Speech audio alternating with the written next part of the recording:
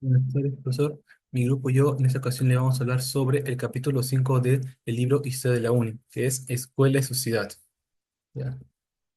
En código de minería, más que todo esto sucede en 1868, cuando el gobierno peruano decretó la formación de una comisión encargada de revisar y reformar las antiguas ordenanzas mineras, con el fin de crear un código único que regulará la minería en el país. Esta comisión estaba compuesta por autoridades de la Escuela de Ingenieros y representantes del Ministerio de Hacienda, además de otros miembros propuestos por el gobierno. La necesidad de este código surgió debido a las ordenanzas de minería de 1775, adaptadas del sistema colonial español, ya no respondían a las necesidades del Perú, un país con una economía minera en auge. A lo largo de los años, diversas leyes y decretos parciales fueron promulgados, pero no se había creado un sistema, un marco legal completo y sistemático que pudiera beneficiar al país. Bueno, ahora le doy paso a mi siguiente compañera para que les pueda hablar un poco más al respecto. Administración de la minería. En 1876, Ramón de la Fuente encabezó la comisión que estaba encargada de presentar un proyecto respecto a la minería. El director de la escuela, Eduardo de Javich, mostró conformidad al proyecto por dos motivos. Una de ellas porque encajaba con las leyes de minas europeas y el segundo porque se cobraría un impuesto a los dueños de minas. Además, Eduardo de Javich consideró que el impuesto de 12 soles anuales deberían ser cambiados a 50 o 60 soles. Además, que las dos quintas partes de lo recaudado sería destinado a la escuela y respecto a los temas de documentación sobre posesión de minas, solo las autoridades administrativas y los ingenieros deberían intervenir. El 12 de enero de 1876 se promulgó la ley donde se indicaba que el impuesto de 15 soles por la pertenencia de la mina. Además, que se debería efectuar en los dos últimos meses de cada semestre. El dinero recaudado cubriría el presupuesto de la escuela, el pago de los ingenieros que estaban en los asientos mineros. Manuel Pardo promulgó una ley el 5 de diciembre de 1879, donde indicaba que la inversión del impuesto se realizaría por una junta económica que estaría compuesta por el ministro de la institución, el director de la escuela y el director de la administración, además de la intervención del Ministerio de Hacienda. Eduardo de Javich estaba disconforme con las cajas fiscales fueron recaudadas el impuesto, además que el pago se debería realizar en plata. El 10 de mayo de 1881, Francisco García Calderón decretó que la recaudación de esto esté hecha por la Junta Económica de la escuela. Hasta el año 1898, la Junta tenía a su cargo la organización del negocio minero. Además, Javich, como presidente de la Junta, eh, se dirigió al ministro de Instrucción para que le indicase el lugar de la instalación donde la Junta iniciaría donde recibiría el impuesto. El 28 de junio, el ejército chileno ocupó la Biblioteca Nacional y las oficinas de la tesorería de la escuela. El primer pago lo realizó la mina Carmen de Yauyos. El 22 de junio de 1881, eh, que pertenecía a la empresa de Williams y Kennedy. La ocupación chilena no permitió organizar la minería, ya que había un conflicto en el cobro de la renta. El 18 de mayo de 1884, Javid se dirigió a los comisionados, destacando las normas de procedimientos, pero a pesar del indicado, los comisionados no cumplieron con lo entregado. La escuela administró el impuesto hasta 1898. Ese mismo año, el tesorería de la Junta bueno, el que estaba encargado, se escapó llevándose todo lo recaudado. Una ley del 26 de noviembre crea la sociedad recaudadora que en el 26 de noviembre de 1898 el gobierno encargó a la sociedad recaudadora administrar el impuesto. Exportación minera. El 28 de enero de 1884, José Rafael de Isue, el oficial mayor de las cuentas del Ministerio de Hacienda, se dirigió a Habich indicándole que presidiría una comisión donde se prepararía el medio para la exportación de minerales. Habich designó a Juan Torrico y a Teodorico Lechea. El 1 de febrero comenzaron con las sesiones. Habich indicó que los asuntos más importantes fue la aplicación del decreto del 7 de diciembre, modificación para el cobro del 3% del impuesto. El 31 de enero, Weiss y Cia contestaron indicando que los derechos de exportación deberían pagarse en el Callao, además que deberían designarse 5 clases de minerales que deberían ser pagados según su ley. Los minerales con leyes menores al 0,25% no deberían pagar impuesto. Además que los minerales de plata deberían pagar un sol por cada 100 kilos. También la empresa Solowski y Terry indicaron que se reduzca el impuesto a 1,5% por lo recaudado. Además que pagar el impuesto minero, que el minero debería ser el que pagase el impuesto y no el exportador.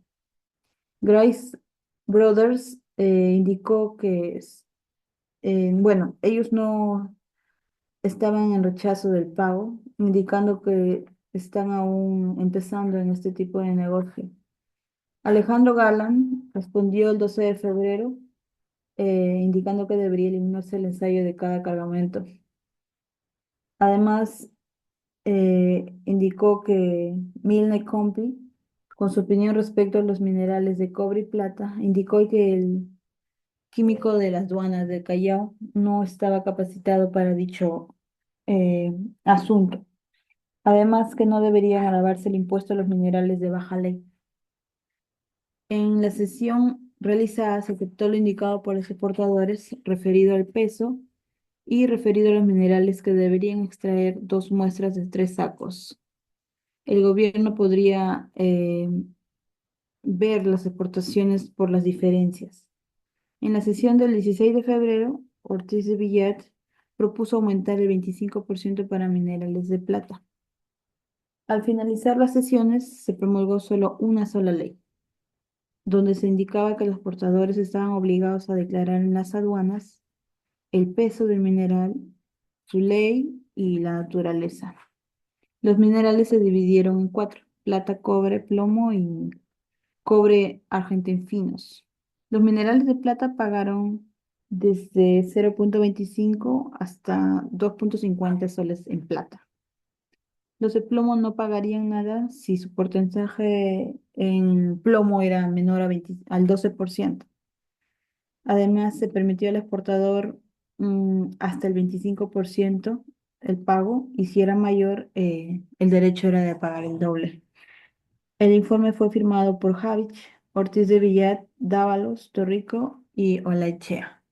Ahora doy pase a mi compañero Álvaro para que siga con la exposición.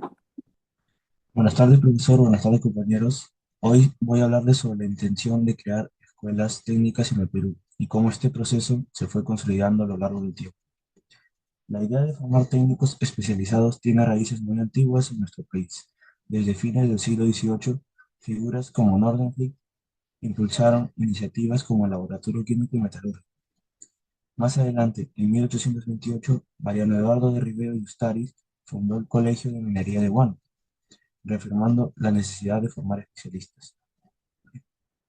En 1876 se dio un paso fundamental: la fundación de la Escuela de Ingenieros, pensada inicialmente como la Escuela de Minería. Sin embargo, pronto se evidenció una nueva necesidad. Además de ingenieros, se necesitaban capataces y contramaestres que pudieran asistir en las labores prácticas de las minas. Este objetivo se consolidó con la Ley de 1877, quien puso un impuesto a las minas y destinó parte de esos fondos a sostener ingenieros especiales en las minas, quienes, además de dictar cursos prácticos, luego, en 1879, una nueva ley fue más clara, exigía directamente la creación de capataces bajo la supervisión de la Escuela de Ingenieros. Se planificaron entonces escuelas técnicas en zonas mineras estratégicas como Cerro de Pasco, Ancash, Puno, Yauli, Huancavelica y Otusco. Y en Trujillo también se creó también una escuela de mecánica, aunque con una relación más indirecta al proyecto inicial. La primera escuela de capataces en concretarse fue en Cerro de Pasco, en 1887. Claudio Javis inició gestiones con Eduardo Steele y se organizó una comisión, liderada por Pedro Félix Remy, para evaluar la viabilidad, aunque Javis no pudo dirigir los estudios personalmente, envió instrucciones detalladas. Finalmente, en 1887 se decretó oficialmente la creación de la Escuela de Capataces y Contramaestres de Minas en Cerro de Pasco, con tres condiciones clave. Primero, formar empleados capacitados para las labores mineras. Segundo, que el ingeniero de minas adscrito fuera el jefe de la escuela. Y tercero, que dependiera administrativamente de la Escuela de Ingenieros de Lima. Se designó a Ismael Bueno como ingeniero encargado, quien partió en noviembre de 1887, recibiendo instrucciones claras sobre la organización y funcionamiento de la escuela. En sus inicios, Bueno pidió materiales básicos como tableros de dibujo, bancas, tubos, querosene y útiles de escritorio. En 1888 se nombraron los miembros del Consejo de Vigilancia, así como secretarios y profesores adjuntos. El presupuesto inicial fue de 500 soles, una suma modesta que Javi aconsejó administrar como si fuera para su propio hijo. Sin embargo, no todo fue sencillo. En los primeros exámenes, en enero de 1889, solo aprobaron 5 de 17 alumnos. El ausentismo y el bajo nivel educativo de base fueron grandes obstáculos. En esa época, la falta de colegios básicos en zonas mineras dificultaba muchísimo el acceso a una formación técnica adecuada. A pesar de las dificultades, la creación de esta escuela representó un paso firme en la consolidación de la educación técnica minera en el Perú. Además, la Escuela de Ingenieros no solamente formaba profesionales, sino que también promovía la producción y difusión de conocimiento científico a través de publicaciones como los Anales y el Boletín. Desde 1887 se formó una comisión de publicaciones, pero el proyecto se enfrentó a problemas por la falta de colaboración de los profesores. Havich insistió varias veces en la necesidad de entregar trabajos científicos, aunque los resultados fueron irregulares. En 1905 se decidió que el boletín solo se publicaría si había suficiente material, y en 1909 se estableció la obligación de que cada profesor enviara al menos un artículo al año. También se intentó, sin mucho éxito, que los alumnos colaboraran enviando artículos. Al final, los mejores proyectos de egresados se publicaban en los anales. En cuanto a la distribución de las publicaciones, primero se trabajó con librerías como Colville y luego con Ramírez y Gastón Soto, quienes cobraban una comisión del 20% sobre el precio de venta. Por último, hay que destacar que el modelo de los anales se inspiró en revistas francesas como los Anales de Pons et Chaucis y los Anales de Smines. La idea era replicar que el Perú use un esquema de difusión técnica y científica para impulsar el desarrollo de la industria nacional. En conclusión, el proceso de crear escuelas técnicas en el Perú fue un esfuerzo largo y lleno de desafíos, pero también una visión de futuro que sentó las bases para la educación técnica que conocemos hoy.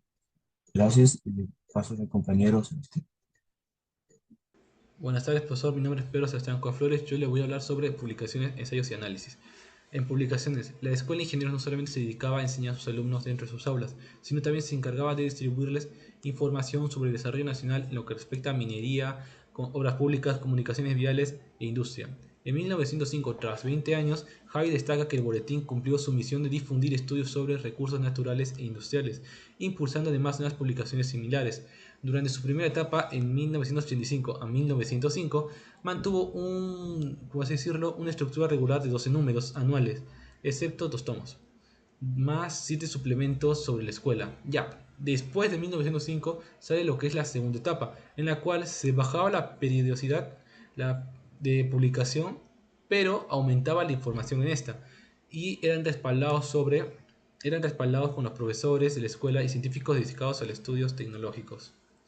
Ya, en lo que respecta a ensayos y análisis, desde su fundación de la escuela estableció lo que es el curso de dosimasia y en 1878 inaugurarían el primer laboratorio, el cual era abastecido por maquinaria e instrumentos de Francia, de la escuela francesa, y estaba a cargo del ingeniero Maurice Duchantenay, el cual haría el primer análisis en 1879.